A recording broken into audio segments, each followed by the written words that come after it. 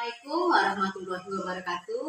Saya Tiara Anissa Septiani, calon guru penggerak angkatan 11 SD Negeri 2 Penukan Utara, Kabupaten Penukan Abab, Pematang Gilir.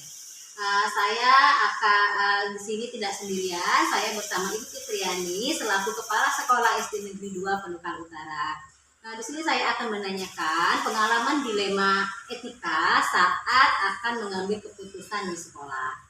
Assalamualaikum Bu, maaf mengganggu ya Bu. Waalaikumsalam. Alhamdulillah tidak ada yang mengganggu, semuanya sehat semua. Begini Bu, saya akan menanyakan pengalaman Ibu dalam menangani dilema etika saat akan mengambil keputusan. Pengalaman saya pada salah satu kasus yang pernah saya hadapi dan yang menyebabkan dilema ketika dalam mengambil keputusan, yaitu terkait dengan kedisiplinan guru. Ada seorang guru yang sering tidak masuk sekolah dengan alasan jarak antara rumah ke sekolah jauh dan ibunya juga sakit-sakitan, sehingga menimbulkan tumpukan pekerjaan beliau yang tak kunjung selesai dan siswa terbengkalai. Di satu sisi saya dituntut guru-guru lain untuk mengambil keputusan atau tindakan yang tegas, namun di sisi lain saya juga kasihan terhadap beliau yang rumahnya jauh dari sekolah. Baik Bu, selama ini bagaimana Ibu dapat mengidentifikasi kasus-kasus yang merupakan dilema etika bujukan moral? Di sini untuk mengidentifikasi suatu kasus ke dalam kategori dilema etika atau bujukan moral, saya menelaah kasus tersebut jika terdapat dua pilihan keputusan yang sama maksud saya, maka termasuk ke dalam dilema etika. Namun jika pilihan keputusannya antara benar atau salah, maka merupakan bujukan moral. Baik Bu, selama ini bagaimana Ibu menjalankan pengambilan keputusan di sekolah Ibu, terutama untuk kasus-kasus di mana ada dua kepentingan yang sama-sama benar atau sama-sama mengandung nilai kebajikan? Jika merujuk pada kasus dilema etika yang saya sebut tadi, memang terdapat dua kepentingan yang sama-sama benar, yaitu jika saya mengambil keputusan untuk menegakkan keadilan dengan cara yang tegas, maka akan tercipta kedisiplinan bagi guru yang bersangkutan. Namun di sisi lain, saya juga perlu melihat sisi kemanusiaan dengan memberi keringanan kepada guru tersebut agar dia bisa merawat ibunya yang sakit. Yang kedua pilihan tersebut sama-sama baik. Maka dalam hal ini saya akan menggunakan prinsip berbasis rasa kepedulian, di mana saya akan meminta guru-guru lain turut serta membantu menghandle siswanya selama ia merawat ibunya yang sakit. Lalu langkah-langkah atau prosedur seperti apa yang bisa Ibu lakukan selama ini? Selama ini jika saya ingin membuat keputusan, langkah pertama yang saya lakukan adalah mencermati terlebih dahulu situasi yang terjadi, mempertimbangkan dampak dan keputusan yang saya buat, dan kemudian mengambil keputusan. Misal dalam kasus ini saya memanggil guru tersebut dan memintanya menjelaskan secara rinci terhadap faktor yang menyebabkan itu kurang disiplin. Kemudian saya akan melakukan sesi coaching agar ia bisa menemukan solusinya. Selanjutnya saya akan memantau tindak lanjut dan menyelesaikan masalah yang ia lakukan. Dan langkah terakhir adalah merefleksikan keputusan yang sama-sama yang saya ambil. Oke, wah mantap sekali ya Bu. Selanjutnya hal-hal apa saja yang selama ini Ibu anggap efektif dalam pengambilan keputusan pada kasus dilema etika ini? Adapun hal-hal yang saya anggap efektif dalam mengambil keputusan pada kasus-kasus dilema etika antara lain, yang pertama mengumpulkan data, Yang kedua, menguji benar dan salah atau benar lawan benar. Yang ketiga, mencari alternatif atau solusi lain yang mungkin bisa dilakukan. Yang keempat, melakukan refleksi. Wah, keren sekali ya Bu. Lalu hal-hal apa saja yang selama ini merupakan tantangan dalam pengambilan keputusan pada kasus-kasus dilema etika ini? Tentunya dalam setiap pengambilan keputusan tidaklah lepas dari tantangan yang akan dihadapi. Salah satunya yaitu tidak semua orang akan menyukai keputusan yang kita buat. Hal ini terkadang membuat kita merasa bahwa keputusan kita kurang tepat atau tidak bijak. Namun kembali lagi pada hakikatnya bahwa tidak semua orang memiliki mindset yang sama seperti kita. Dan kita tidak dapat memaksakan pemikiran orang lain agar sejalan dengan pemikiran kita. Wah, benar sekali itu Bu. Apakah Ibu memiliki sebuah jadwal tertentu dalam sebuah penyelesaian kasus dilema etika? Apakah Ibu langsung menjelaskan di tempat atau memiliki sebuah jadwal untuk menyelesaikan atau bentuk prosedur apa yang Ibu pilih? Saya tidak memiliki jadwal khusus untuk mengelola pengambilan keputusan. Untuk kasus-kasus sederhana yang menurut saya perlu cepat diselesaikan, maka saya akan langsung membuat keputusan. Namun kasus-kasus yang memiliki efek jangka panjang bisa saya tindak langsung menyelesaikannya di tempat. Saya akan mendiskusikan hal tersebut terlebih dahulu bersama-sama guru-guru dan mempertimbangkan dampak atau hasil akhir, lalu membuat keputusan. Baik Bu, mantap sekali ya Bu. Adakah seseorang atau faktor apa yang selama ini mempermudah Ibu atau membantu Ibu dalam mengambil keputusan kasus dilema etika ini?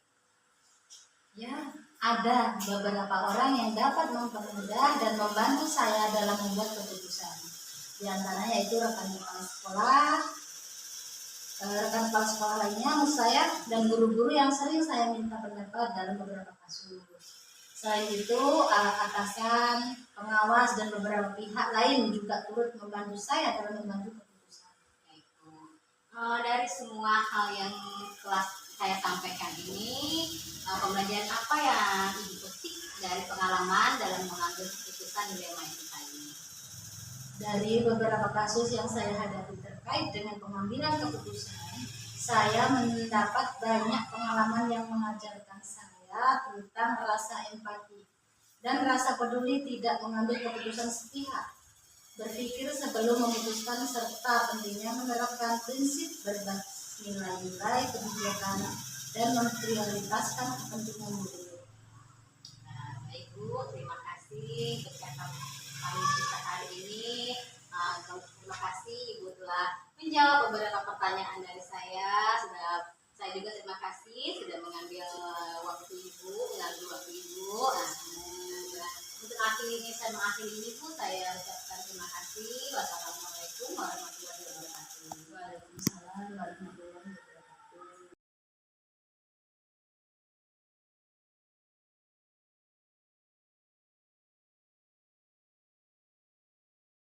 Assalamualaikum warahmatullahi wabarakatuh. Saya Tiara Anissa Septiani, saya calon guru penggerak angkatan 11.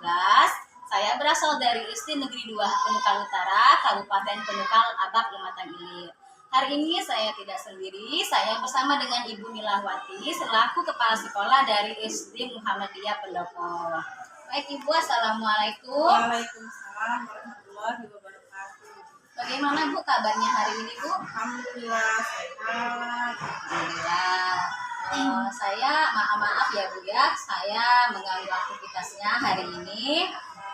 Di sini saya akan mengajukan beberapa pertanyaan mengenai dilema etika yang akan saya tanyakan kepada Ibu. Yang pertama itu mengenai ada tidak Bu kasus-kasus dilema etika yang ada di sekolah Ibu? Ada, sering terjadi di sekolah ini dalam pengambilan keputusan untuk menilai anak-anak agar naik KKM-nya ya saat pengisian rapot di kelas. Baik Bu, selama ini bagaimana Ibu dapat mengidentifikasi kasus-kasus yang berupa dilema etika pendidikan moral? Berdasarkan kasus tersebut, adanya dilema etika karena harus memutuskan di antara pilihan yang sama, memiliki alasan yang masuk akal, sehingga untuk mengidentifikasi antara dilema etika dan rujukan moral dapat dilihat dari alasan pembuatan keputusan tersebut. Nah, jika ada alasan yang masuk akal dan dibenarkan, maka masuklah ke dalam dilema etika. Sedangkan jika alasannya tidak masuk akal, tidak sesuai, maka ke dalam rujukan moral. Ya, benar. Selama ini bagaimana Ibu menjalankan pengambilan keputusan di sekolah Ibu, terutama pada kasus-kasus di mana ada dua kepentingan yang sama-sama benar atau sama-sama mengandung nilai kebajikan? Dalam menjalankan keputusan itu, saya harus bermusyawarah dulu terlebih dahulu dengan dewan-dewan guru yang ada di sini. Ya, bagus, itu memang harus dimusyawarahkan kepada guru-guru ya Bu. Selanjutnya, langkah-langkah atau prosedur seperti apa yang Ibu lakukan selama ini? Yang biasa saya lakukan adalah mengajak guru-guru untuk berdiskusi melalui rapat internal. Dan juga menggunakan paradigma dan prinsipnya ada serta 9 langkah di mana ada kepentingan atau menerima keputusan dilema etika. Untuk selanjutnya, hal apa saja yang selama ini Ibu anggap efektif dapat mengambil keputusan pada kasus dilema etika ini? Yang dianggap efektif dalam mengambil keputusan yaitu tindakan preventif sebelum terjadi permasalahan tersebut. Tindakan preventif. Untuk selanjutnya Ibu, itu hal-hal apa saja yang selama ini merupakan tantangan atau pengambilan keputusan kasus-kasus dilema etika ini? Tantangannya dalam mengambil keputusan tersebut adalah kurangnya ketegasan jika dihadapkan dengan persoalan yang melibatkan kemanusiaan. Jadi kurang tegas kalau kita mau menghadapi melibatkan kemanusiaan itu. Ya sekali Bu itu. Apabila Ibu memiliki sebuah jadwal tertentu dalam sebuah penyelesaian kasus dilema etika, apakah Ibu langsung menjelaskan di tempat atau memiliki sebuah jadwal untuk menyelesaikan masalah dalam bentuk prosedur yang Ibu pilih? Langsung diselesaikan dengan melakukan koordinasi dengan seluruh guru. Baik Bu, selanjutnya ada nggak Bu seseorang atau faktor apa yang selama ini mempermudah Ibu membantu dalam pengambilan keputusan dalam kasus dilema etika ini? Ada yang biasa membantu atau mempermudah dalam mengambil keputusan adalah ya rekan-rekan guru semua yang ada di sini. Mereka sangat membantu sekali. Ya, rekan-rekan guru sangat berdominan dalam menjalankan keputusan. Ya, baik Bu. Dari semua hal yang disampaikan, kira-kira Bu, pembelajaran apa yang bisa Ibu petik dari pengalaman dalam mengambil keputusan dilema etika ini? Pembelajaran yang bisa saya ambil, jadi tidak semua yang kita anggap benar itu selalu benar, karena harus dilihat dari berbagai sisinya. Kita lihat dari sisi yang mana yang biasanya benar ya tidak dianggap selalu benar. Ya, terima kasih ya Bu. Dalam pengambilan keputusan dilema itu Ibu sudah menggunakan paradigma serta prinsip pengambil keputusan serta 9 langkah dalam pengambilan keputusan. Semoga Ibu bisa bijaksana dalam mengambil keputusan dalam setiap kasus yang ada di sekolah Ibu. Terima kasih Ibu Nila. Sama-sama. Assalamualaikum. Waalaikumsalam.